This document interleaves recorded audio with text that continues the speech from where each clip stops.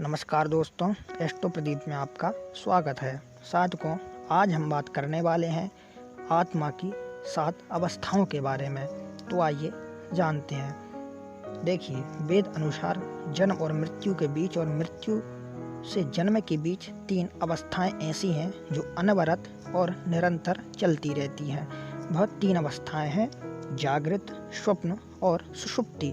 उक्त 3 अवस्थाओं से बाहर निकलते ही विधि का नाम ही हिंदू धर्म है।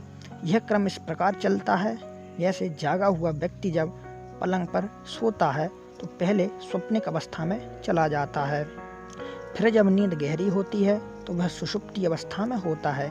इसी के उल्टे क्रम में वह सवेरा होने पर पुनः जागृत हो जाता है। व्यक्ति एक ही समय में उक्त 3 अवस्थाओं में भी रहता है।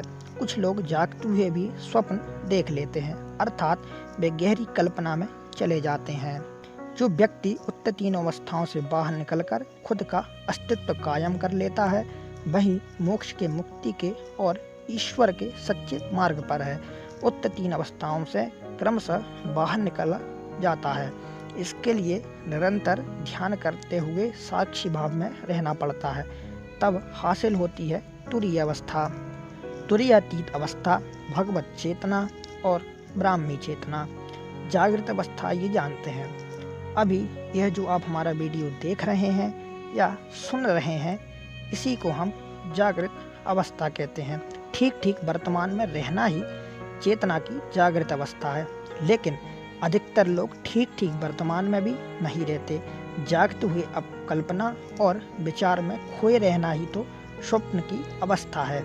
जब हम भविष्य की कोई योजना बना रहे होते हैं तो वर्तमान में नहीं रहकर कल्पना लोक में चले जाते हैं। कल्पना का यह लोक यथार्थ नहीं, एक प्रकार का स्वप्न लोक होता है।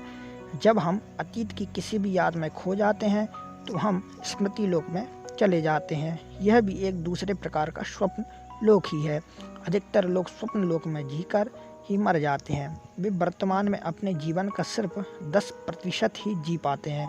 तो ठीक वर्तमान में रहना ही चेतना की जागृत अवस्था है। तो आइए अब जानते हैं कि स्वप्न अवस्था क्या है। देखिए, जागृति और निद्रा के बीच की अवस्था को स्वप्न अवस्था कहते हैं। निद्रा में डूब जाना अर्थात सुषुप्ति अवस्था कहलाती है। स्वप्न में व्यक्ति थोड़ा जागा और थोड़ा सोया रहता है। इसमें स्पष्ट अनुभवों और भावों का घालमेल रहता है। इसलिए व्यक्ति जब कैसे स्वप्न देख ले, कोई भरोसा नहीं। यह ऐसा है कि भीड़ भरे इलाके से सारी ट्रैफिक लाइटें और पुलिस को हटाकर स्ट्रीट लाइटें बंद कर देना। ऐसे में व्यक्ति को झाड़ का हिलना भी भूत के होने को दर्शाएगा, या रस्सी का हिलना सांप के पीछे लगने जैसा होगा। हमारे स्वप्न दिन भर के हमारे जीवन, विचार, भाव और सुख दुख पर आधारित होते हैं। ये किसी भी तरह का संसार रच सकते हैं।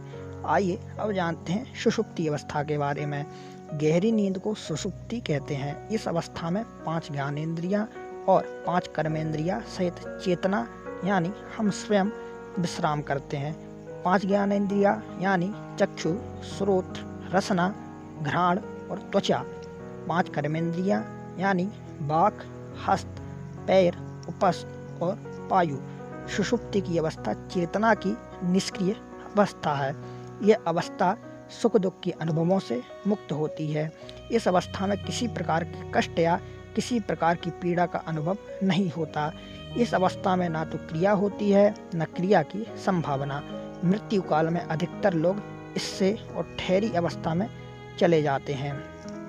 तो चलिए अब हम जानते हैं तुरीय अवस्था के बारे में। तो देखिए, चेतना की चौथी अवस्था को तुरीय चेतना कहते हैं। यह अवस्था व्यक्ति के प्रयासों से प्राप्त होती है। चेतना की इस अवस्था का ना तो कोई गुण है, ना ही कोई रूप, ना यह निर्गुण है, निराकार है। इसमें ना जागृति है, न स्वप्न और न सुषुप्ति। यह निर्विचार और अतीत व भविष्य की कल्पना से परे पूर्ण जागृति है। यह उस साफ और शांत जल की तरह है जिसका तल दिखाई देता है। तुरीय का अर्थ होता है चौथी। इसके बारे में कुछ कहने की सुविधा के लिए इसे संख्या से संबोधित करते हैं। यह पारदर्शी कांच या सिनेमा के सफ़ेद पर्दे की तरह है, जिसके ऊपर कुछ भी प्रोजेक्ट नहीं होता। जागृत, स्वप्न, सुषुप्ति आदि चेतनाएं तुरीय के पर्दे पर ही घटित होती हैं और जैसी घटित होती हैं, तुरीय चेतना उन्हें हूबहू हमारे अनुभव को प्रक्षेपित कर देती है। यह आधार चेतना है, यही से शुरू होती है आध्यात्मिक यात्रा, क्योंकि तुरीय के इस पार संसार के दुख तो उस पार मोक्ष का आनंद होता है, बस छलांग लगाने की जरूरत है। तो आइए अब जानते हैं तुरीयातीत अवस्था के बारे में। तुरीय अवस्था के पार पहला कदम तुरीयातीत अनुभव का यह अवस्था तुरीय का अनुभव स्थायी हो जाने के बाद आती है।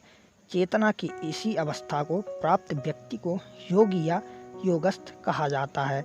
इस अवस्था में अधिष्ठित व्यक्ति निरंतर कर्म करते हुए भी थकता नहीं। इस अवस्था में काम और आराम एक ही बिंदु पर मिल जाते हैं।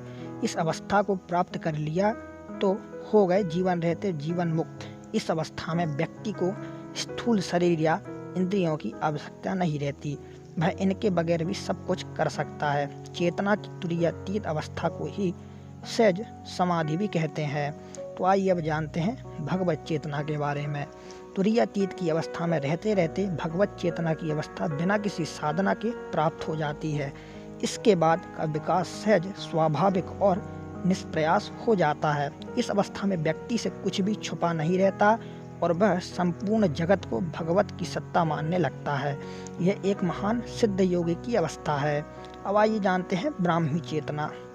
भगवत चेतना के बाद व्यक्ति में ब्राह्मी चेतना का उदय होता है, अर्थात कमल का पूर्ण रूप से खिल जाना, भक्त और भगवान का भेद मिट जाना, यानी अहम ब्रह्मास्मि और तत्वमसि अर्थात मैं ही ब्रह्म हूँ और यह संपूर्ण जगत ही मुझे ब्रह्म नजर आता है। इस अवस्था को ही योग में समाधि की अवस्था कहा जाता है, यानी जीते जी मोक्ष। तो साधकों, आपको ये हमारा वीडियो कैसा लगा आप हमें कमेंट के माध्यम से बता सकते हैं। और आपको अगर ये हमारा वीडियो पसंद आया तो आप हमारा चैनल सब्सक्राइब करें, बेल आइकन दबाएं, जिससे आपको हमारे चैनल पर धर्म से जुड़ी, साधना और ज्योतिष से जुड़ी जानकारी मिलती रहेंगी। चलिए मिलता हूँ मैं यहाँ से अगले वीडियो में, तब तक के लिए धन्यवाद। जय हनुमान।